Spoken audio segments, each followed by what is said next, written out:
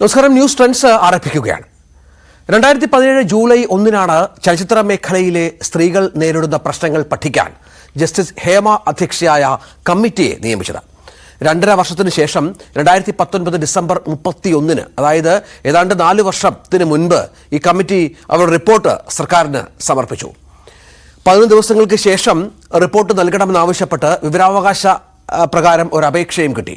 പക്ഷേ റിപ്പോർട്ടിന്റെ പകർപ്പ് ലഭ്യമാക്കാൻ കഴിയില്ല എന്ന് സാംസ്കാരിക വകുപ്പിന്റെ വിവരാവകാശ ഓഫീസർ 2020 ജനുവരിയിൽ മറുപടി നൽകി. നിയമസഭാ ചോദ്യത്തിന് മറുപടി നൽകാനും തുടർ നടപടികൾക്കും സർക്കാരിന് സമയം ലഭിച്ചില്ലെന്നും നിയമസഭയുടെ അവകാശം ലംഘിച്ച് വിവരം പുറത്തുവിടാൻ കഴിയില്ലെന്നുമായിരുന്നു അന്ന് കമ്മീഷന്റെ നിഗമനം. ആ ഉത്തരവിൽ അങ്ങനെയായിരുന്നു. Report August 17 പുറത്തുവിടുമെന്നാണ്. ഇത്തവണ ഈ ഓഗസ്റ്റ് 17-ന് എല്ലാവരും കാത്തിരുന്നത് ആ റിപ്പോർട്ട് പുറത്തുവിടുമെന്നാണ്. 233 പേജുള്ള റിപ്പോർട്ടാകും പുറത്തുവിടുകയെന്നും നേരത്തെ പരസ്യമാക്കാൻ സാധിക്കില്ലെന്ന് അറിയിച്ചിരുന്ന ഭാഗങ്ങൾ ഒഴിവാക്കി തന്നെയാണ് റിപ്പോർട്ട് വെളിച്ചം കാണുകയെന്നും വിവരമുണ്ടായിരുന്നു. എന്നാൽ നടി രഞ്ജിനി ഇത് തൊട്ട് മുൻപ് കഴിഞ്ഞ വെള്ളിയാഴ്ച ഹൈക്കോടതിയെ സമീപിച്ചു. ഹർജിക്കാരിക്ക് അപ്പീൽ അടക്കം സമർപ്പിക്കാൻ ഡിവിഷൻ ബെഞ്ച് അനുമതി നൽകി. തുടർന്നാണ് ഈ റിപ്പോർട്ട് ശനിയാഴ്ച പുറത്തു വിടണ്ട എന്ന തീരുമാനവുമായി സർക്കാർ മുന്നോട്ട് പോകുന്നത്. 51 പേർ ഹേമ കമ്മിറ്റിക്ക് മുൻപാകെ മൊഴി നൽകിയിരുന്നു. സിനിമാ സെറ്റുകളിലെ പലവിധ പീഡന പരാതികളാണ് ഇതിലധികവും ആയി രംഗത്ത് വന്നത്.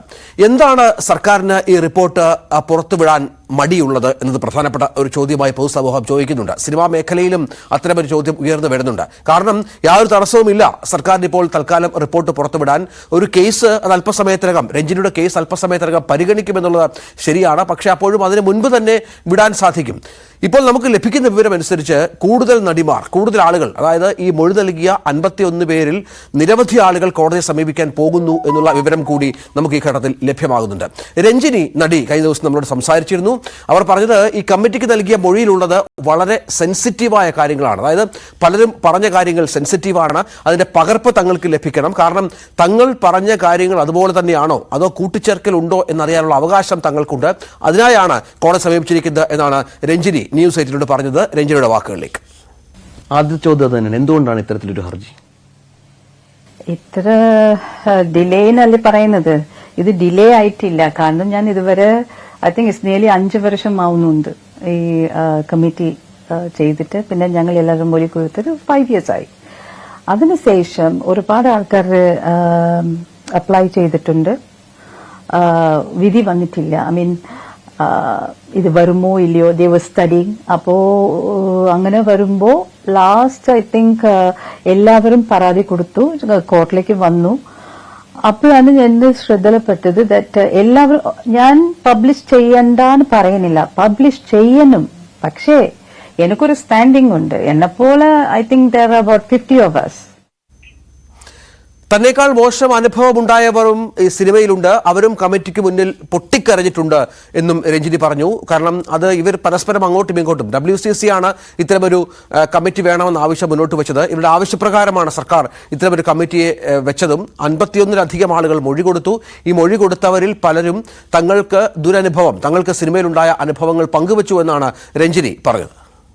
മാഡം നൽകിയ സ്റ്റേറ്റ്മെന്റ് പുറത്തു വരരുത് എന്ന് മാഡം ആഗ്രഹിക്കുന്നു, പബ്ലിക്കിൽ ചർച്ച ചെയ്യപ്പെടരുത്. അപ്പൊ അത്രത്തോളം സംഗതികൾ എന്നെ വിட ഒരുപാട് ആൾക്കാർക്ക് വളരെ മോശമായ ഇതുണ്ട്, എക്സ്പീരിയൻസസ് ഉണ്ടായിരുന്നു. കുറെ പേര് അവിടെ കരഞ്ഞിട്ടുണ്ട്. ഓക്കെ, സോ ഇങ്ങനത്തെ സംഭവങ്ങൾ ഇരിക്കുമ്പോ it's a very sensitive issue. Why it should be published? It has to be published in the sense ഈ കമ്മിറ്റി വെച്ചിട്ട് വാട്ട് ഈസ് ദി ഔട്ട്കം, അതാണ് നമ്മൾ ചോദിക്കുന്നത്. ഇപ്പൊ നമ്മൾ റെക്കോർഡ് ചെയ്ത സ്റ്റേറ്റ്മെന്റ് തന്നെ നമുക്ക് കോപ്പി കിട്ടിയിട്ടില്ല ഇതുവരെ. അത് കിട്ടാതെ എങ്ങനെ ഈ റിപ്പോർട്ട് പ്രിപ്പയർ ചെയ്തു? പിന്നെ പൊതുസമൂഹം ചർച്ച ചെയ്യണ്ടേ? അങ്ങനെ പൊതുസമൂഹം സിനിമാ രംഗത്തെ ഈ വലിയ പൊയ്മുഖങ്ങൾ അറിഞ്ഞു വീഴണ്ടേ? ജനം മനസ്സിലാക്കണ്ടേ?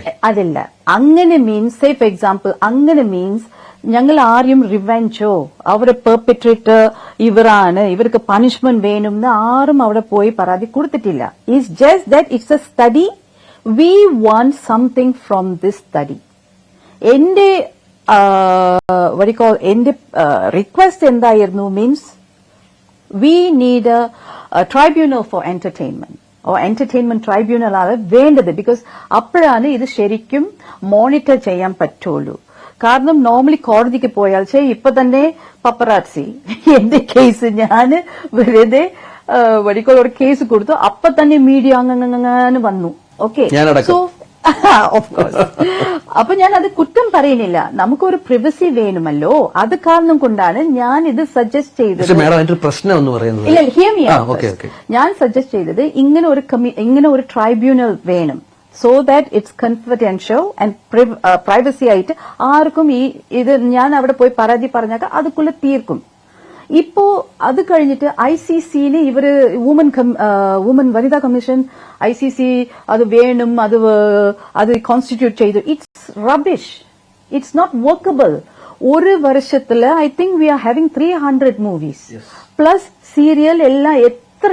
അപ്പൊ ഒരു സെറ്റിലേക്കും ICC വെക്കരുത്, ഇറ്റ്സ് ഇംപോസിബിൾ. അത് മാത്രമല്ല, ICC ഈസ്, ഞാൻ തന്നെ ഇപ്പോ ഒരു പ്രൊജക്ട് ചെയ്യുന്നുണ്ട്. ICC is just A paper form. പേപ്പറിൽ മാത്രം സൈൻ ചെയ്തു, അവിടെ പരാതി കൊടുക്കാൻ എവിടെയും പോവാൻ പറ്റൂല, നമുക്ക് ഒരു ഗ്രീവൻസസ് അഡ്രസ് ചെയ്യാൻ സാധ്യതയില്ല. So way I should go? അതാണ് രഞ്ജിനി പറഞ്ഞു. അതായത് ICC